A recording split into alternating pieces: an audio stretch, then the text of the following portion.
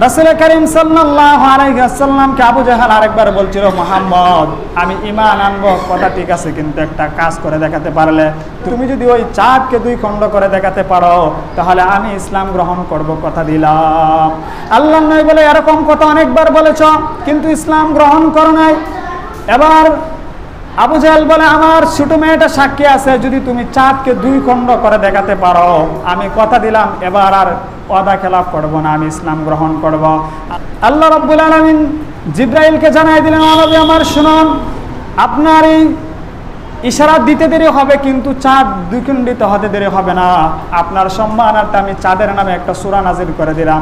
আল্লাহ রাব্বুল আলামিন পবিত্র কোরআনে সূরাতুল কমর নামে একটা সূরা নাজিল করে দিলেন। আল্লাহর হাবিব বিশ্বনবী যখন হাত ইশারা করলেন আর পবিত্র কোরআনের এই আয়াত পড়া শুরু করে দিলেন, ইকতারাবাতিস সাআতু ওয়ানশাক্কাল কমার, কিয়ামত নিকটবর্তী হয়ে গেছে এবং চাঁদ দুই টুকরা হয়ে গেল। চাঁদের একটা অংশ পূর্ব দিকে চলে গেল, অপর একটা অংশ পশ্চিম দিকে চলে গেল, মাঝখানে পাহাড়টা ছিল। তখন সাথে সাথে দেখার পর আবু জাহেলকে বলে, ও আবু জাহেল, ও আমার চাচা, এবং ইসলাম গ্রহণ করো, এখন তো আপনার কথা সত্যি সত্যি প্রমাণ করে দিলাম। এবার আবু জাহেলকে কি বলে জানেন, মুহাম্মদ তুমি তো শুধু মানুষকে জাদু করো না, চাঁদকেও জাদু করে ফেলেছো। নাউজুবিল্লাহ।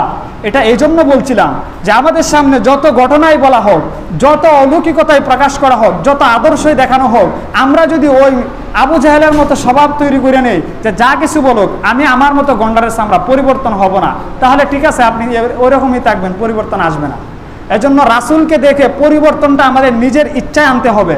যারা কাফের ছিল, যারা মুশরিক ছিল, তাদের পরিবর্তন করতে গিয়ে আসছিল, অনুশোচনা তৈরি করছিল, তারা জ্ঞানী ছিল, নিজেকে নিয়ে ভাবতে আসলে তো কথাটা সত্যি, এটা কেমনে সম্ভব হয়।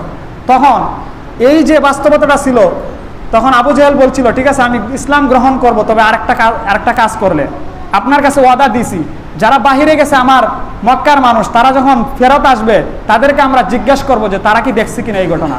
যখন তারা ফেরত আইসে জিজ্ঞাসা করছে এই ব্যবসায়িক কাফেলাকে, আপনারা কি দেখছিলেন চাঁদ দ্বিখণ্ডিত হয়েছে?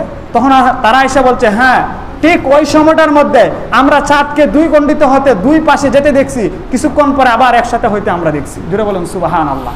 এই চাঁদ দ্বিখণ্ডিত হয়েছে, এখনো বর্তমানে বৈজ্ঞানিকরা গবেষণা করে চাঁদের মধ্যে খণ্ডের যে আভাসটা ছিল, যে প্রমাণটা ছিল, এখনো খুঁজে পায়, তারা এখনো ইসলাম গ্রহণ করে। কিন্তু আমরা এই নবীর আদর্শগুলো শুধু শুনি, ওয়াজ করি আর সুবহানাল্লাহ আলহামদুলিল্লাহ বলি, কখনো নিজেদের মধ্যে স্পষ্টভাবে এগুলো আমরা গাতি না। আল্লাহ রাব্বুল আলামিন আমাদের সকলকে রাসূলের আদর্শ থেকে শিক্ষা গ্রহণ করে আমাদেরকে পরিপূর্ণ ঈমানদার হওয়ার তৌফিক দান করুন।